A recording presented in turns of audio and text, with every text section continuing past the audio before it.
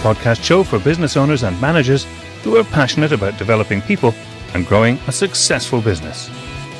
And now here's your host, Alistair Booth from the HR Booth.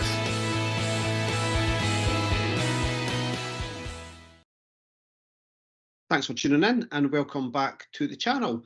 So we're getting towards the end of the year, and this is definitely a time where business owners are trying to kind of make plans for next year if they've not already done that. They are trying to get things kind of finished for year end, and it's definitely a time where business owners are starting to look forward to the kind of Christmas and New Year break, where it's a good opportunity to kind of reset, reflect on the year just gone and kind of plan ahead, as I say, for the kind of year ahead. So lots going on with lots of our clients at the minute.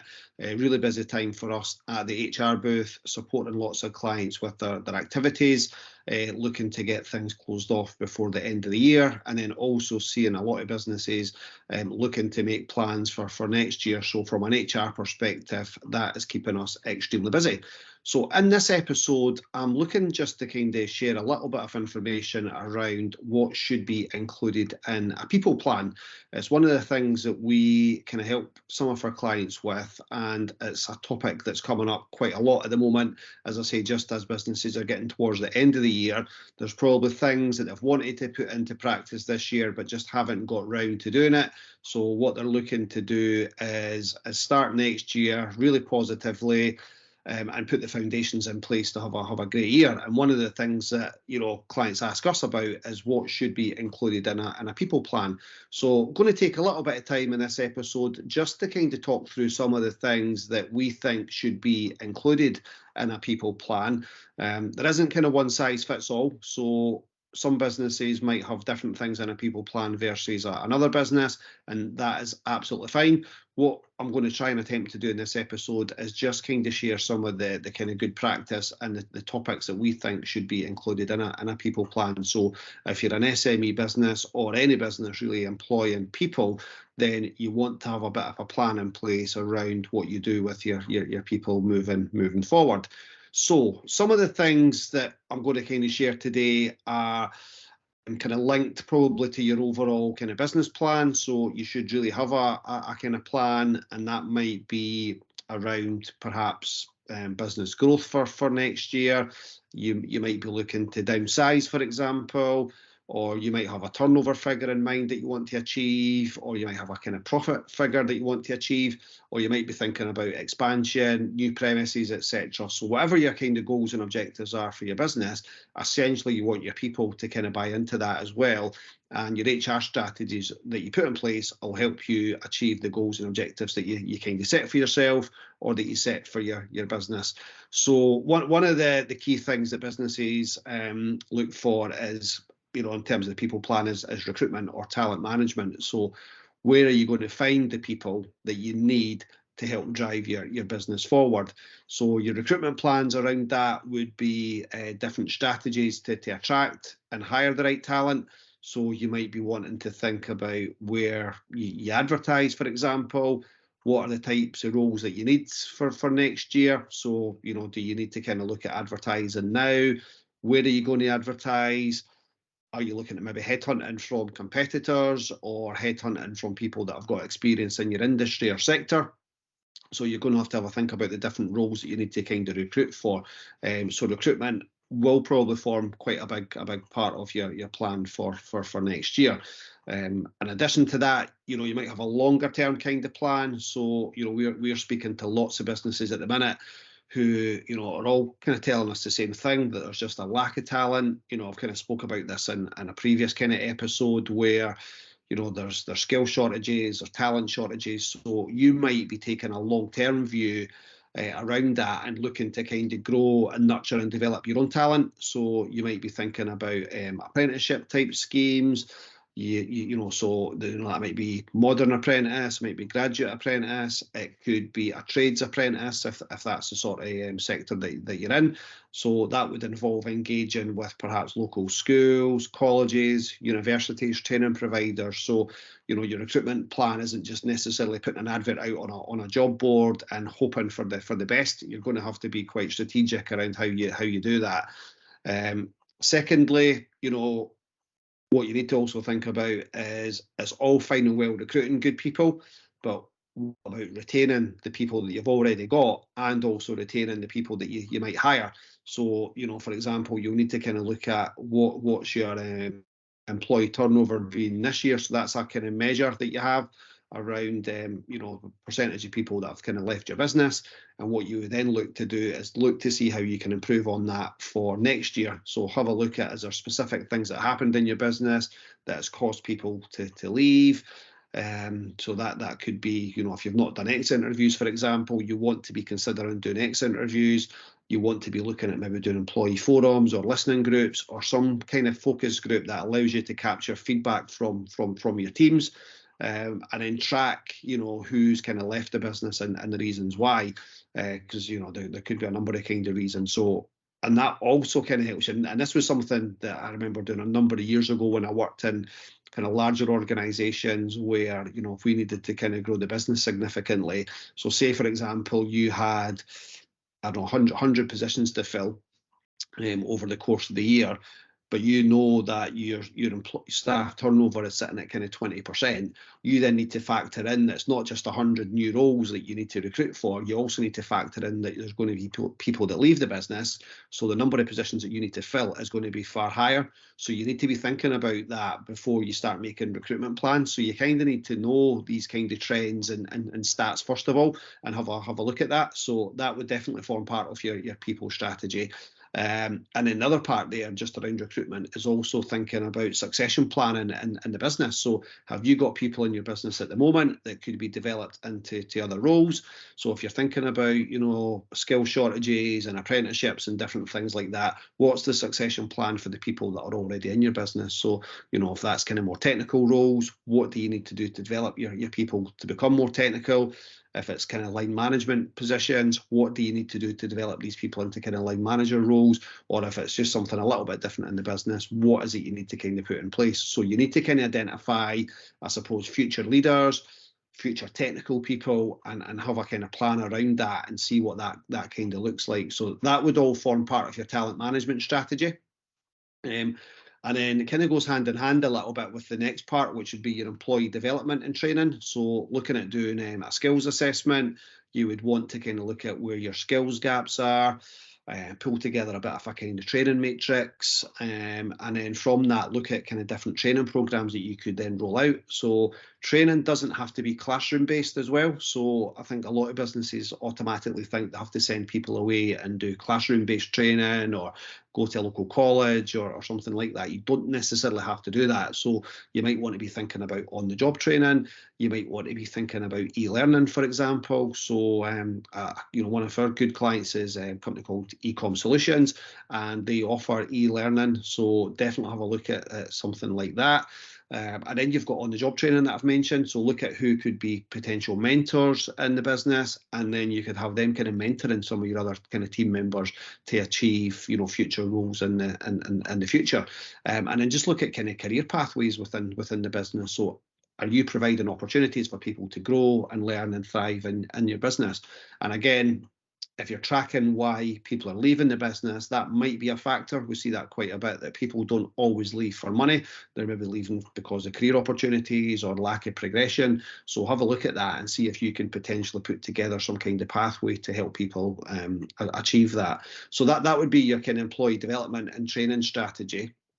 And obviously as part of that, you might want to be thinking about professional or technical type qualification, so engaging with kind of local providers on that and looking to see if that's something that you can deliver. The next part is around performance management. So, what are you doing in your business to manage performance effectively? So have you got a kind of clear criteria on evaluating people's performance? So if you were to be asked who's a good performer or who's not, how do you kind of measure that and how do you determine that? So have you got something in place that allows you to track how people are performing? And then within that, you need to make sure that you've got a kind of feedback and review process around it. So gone are the days where businesses do like an annual appraisal and you sit down once a year and give feedback for something that's happened 9 or 10 months ago. Those days are gone. And if you're still doing that, you really are going to be left behind. So you need to be thinking about your feedback and review process around that. So that'll be looking at things like, have you got managers who are skilled in giving effective feedback? Are they skilled in handling difficult conversations? And are they skilled at, providing feedback in a timely manner, and making sure that they're giving observational feedback, committing to what they've kind of promised to do, and doing the kind of follow up. So all of that is kind of really important as you start to kind of manage performance in your business. So you need to be putting these things in place to manage the performance effectively. The next part of your people plan would cover things like employee engagement and culture. So what initiatives, what projects have you got on the go to measure employee engagement and job satisfaction, and how are you kind of measuring that? Are you doing you doing an annual survey? Are you doing quarterly surveys? Are you doing that online? Are you doing pulse surveys? Are you doing focus groups, listening groups, employee forums, different things like that? Exit interviews as well as a good tool that I've mentioned. So what are you doing to capture feedback, to measure people's engagement? And then more importantly, what are you then doing with that feedback in terms of implementing the suggestions or the feedback that's been shared? So you then create an action plan. Are you going back to the team members to kind of share the overall kind of feedback? And I suppose have a look in the mirror around anything that's been quite difficult for you to hear or see, and put something in place to improve that for the future. So looking at things that will maintain a positive culture in the future, because remember, it's your employer's your employer brand. So you need to kind of make sure that you're kind of creating a positive employer brand, especially if you're in a growth phase where you're looking to recruit and retain people in the future. So what are you doing around engagement and culture? So that will definitely form part of your people kind of plan for next year. And we're seeing more and more businesses asking questions around that now, which, a few years ago, certainly within SME type businesses, it probably was something that wasn't on many businesses' radar, but now it certainly is. And if you're not doing something on engagement and culture, you definitely are going to be left behind. And what will happen there is your people just won't stay. They'll go and work for your competitor that is doing something around engagement and culture. That's the kind of roles that people, they're the types of businesses and roles that people want to, work in. So if you're not doing it, then, you can guarantee your competitors are, and you definitely are going to kind of be left behind. Next topic that we're seeing quite a lot of, and we run quite a few workshops on this as well, which is good, is on diversity and inclusion.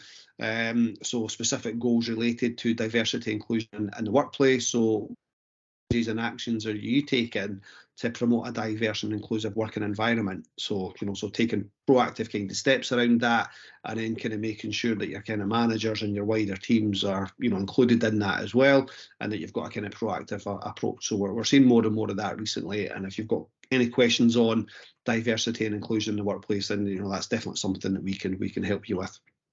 The other one we're seeing quite a bit at the moment, and again, a bit of a change in the last couple of years just because of the current climate around, cost of living, salaries, inflation, all of that. Other businesses are asking us what are other clients of yours doing to kind of retain people, what they're doing around pay increases, what percentage of kind of, what's the percentage of pay increases, what other kind of employee benefits are people kind of offering, and things like that. So we can help with kind of benchmarking around that, but it's something you could potentially do yourself as an SME business. So you need to kind of have a look at how competitive are you in your marketplace, and you've got things like in the UK at the minute where the real living wage is going to increase in April next year. You've got the national minimum wage that's increasing, so salaries naturally are going to go up. But what other employee benefits could you be offering? So things like flexible working, hybrid working, employee assistance programs, private healthcare, life assurance, employee discounts, loads of different initiatives like that you could be thinking about. So have a think, in terms of your people plan. Are you doing enough? And what else can you do next year that's not going to cost a fortune, but is going to enable you to achieve your kind of goals for the year ahead? And then the other thing to consider, and this is something that kind of happens every year anyway, but there'll be changes to legislation. So, are your HR policies up to date? Are you complying with the legislation that's kind of out there? So touched on national minimum wage, for example, that's going to change. There's changes around kind of holiday pay. There's changes around kind of casual workers, different kind of policies and legislation changes. So what are you doing to kind of stay up to date with that? And are your current policies fit for purpose to suit your business needs at that time? And that kind of forms part of your kind of risk management. So, what you're doing to kind of mitigate kind of risk in the future. And another one that we're doing a little bit of work on at the minute, which is quite good, is just technology based. So looking at, if you're looking to report on things as a business this year, lots of businesses are very good at reporting on kind of financials and sales, but in terms of kind of seeing what's happened around people, probably not measuring that as effectively as they can. So, what was your sickness absence like for this year? If that was a question I was to ask you, could you kind of give me a percentage on that? Would you know if that's improved on the previous year? If I were to ask you what your staff turnover was for the year, would you kind of know what that was? If I asked you how long it takes you to hire an individual, would you know that? So there's all these different kind of metrics that you need to kind of think about, and having a good HR system allows you to kind of track some of that information, run regular reports, and kind of track that and look for improvements moving forward. So we work a lot with Breathe HR, so we're big advocates of that, but we have got clients that use other HR systems and we can work with that as well. So you need to kind of determine what's the best HR software solution for your business.